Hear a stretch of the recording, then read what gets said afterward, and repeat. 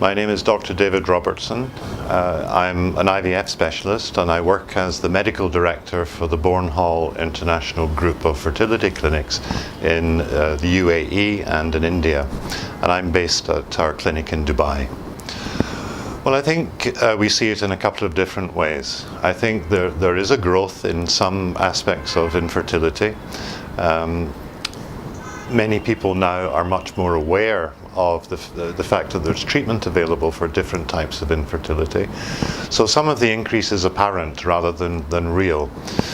Some medical conditions are more easily diagnosed nowadays, and we do have treatments available to deal with these.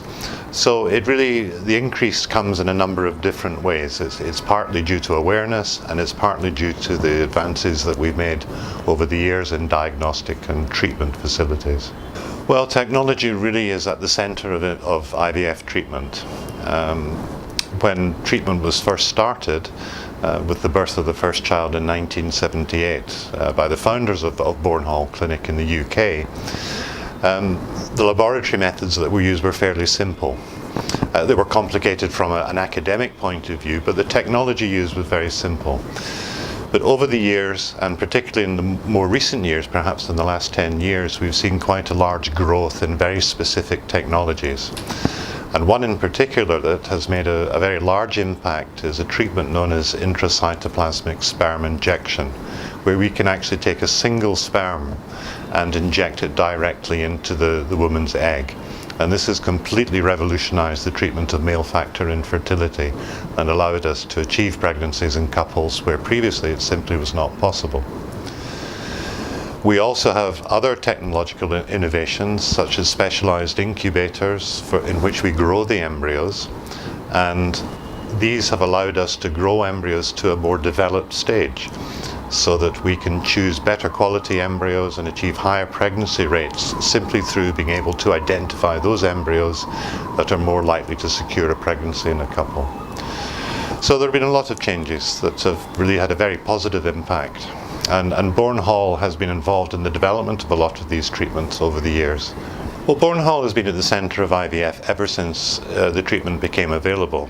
And as I mentioned, the two doctors that started Bourn Hall Clinic in the UK were responsible for the world's first live birth from IVF. So we have a tradition as well as a commitment to developing new technologies, participating in training so that these new technologies and new treatments can be passed on to other practitioners in the field. And doctors come from all over the world to undergo training courses at Bourn Hall in the UK, to undertake training and to take that knowledge back to their own country or to their own clinic and help to expand the treatments that they can offer. Technological innovation is very important, but experience is equally important. And I think one advantage we have at Bourn Hall is because of our long involvement in this field. And I myself have worked in IVF since the mid-80s, since 1986, so I've been involved in this for a very long time. So long experience allows us to have more involvement with the patient, to have, I think, a better ability to diagnose problems and to look at different forms of treatment that might be appropriate. There are often 2 or 3 solutions for a particular situation, and it's really experience and training that allows us to offer what's most appropriate to the patient. If you look on the more technological side, then one of the things I mentioned was the changes in the Ivf Laboratory. And really this is central to the current higher success rates that we're seeing. Our ability to grow embryos in the laboratory to a more developed stage. And one thing we have specialized in this region are clean room laboratories that offer a particularly well-filtered, clean environment in which embryos can culture with better results, better embryo development, better outcomes at the end of the day. So all of our clinics in the region have these specialized laboratories which we feel are a significant contribution to higher success rates. I think there are many challenges. I think infertility is changing in a lot of ways. IVF is changing. It's not just about offering treatment for people who are unable to have children now. Patients have different demands. Patients now almost put a consumer aspect onto IVF treatment.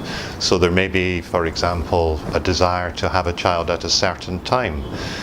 I think we're all a bit less patient nowadays. We have less time available, we're more stressed. So people like to be more in control of their lives, perhaps sometimes unrealistically. So a lot of people will select IVF or choose to do IVF because they feel it gives them the best option in controlling how they have their family. Then there are other options available, such as testing for certain diseases.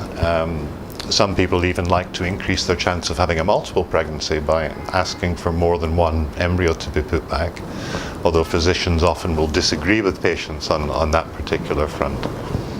So it's not just about fertility treatment, it's also about society's expectations, people's planning, their control, change in circumstances.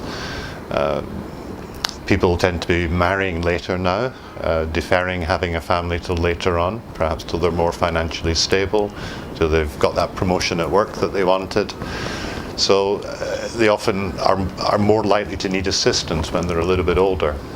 I think counselling is central to any form of fertility treatment, because it really it's about providing patients with education.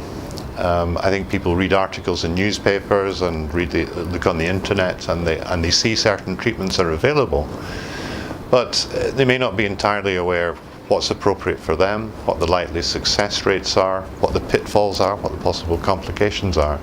So I think it's very important to be open and transparent and to provide as much information as possible to patients. And that's something we are particularly proud of. We feel that we offer a very holistic approach to fertility treatment. Well, you can't convince everybody. It's not a case of convincing people, it's a case of educating people and making them aware. There are many false beliefs that exist about IVF. Some people believe that it may cause health problems in the future, and it's about educating people into understanding that that is in fact not the case. Some people believe that it's 100% successful, and unfortunately it's not, and people need to understand that, because it requires a substantial investment in their time and energy, and they need to be fully aware of all aspects of treatment and how likely it is that they might succeed. Well, but we have our clinic in Gurgaon and a smaller satellite centre in Delhi, this one here, and we do have plans over a period of time to open other clinics in the region. It really depends on how things progress over the next few years. Certainly in the Gulf region, we have plans to develop other clinics in other parts of the Gulf apart from the UAE.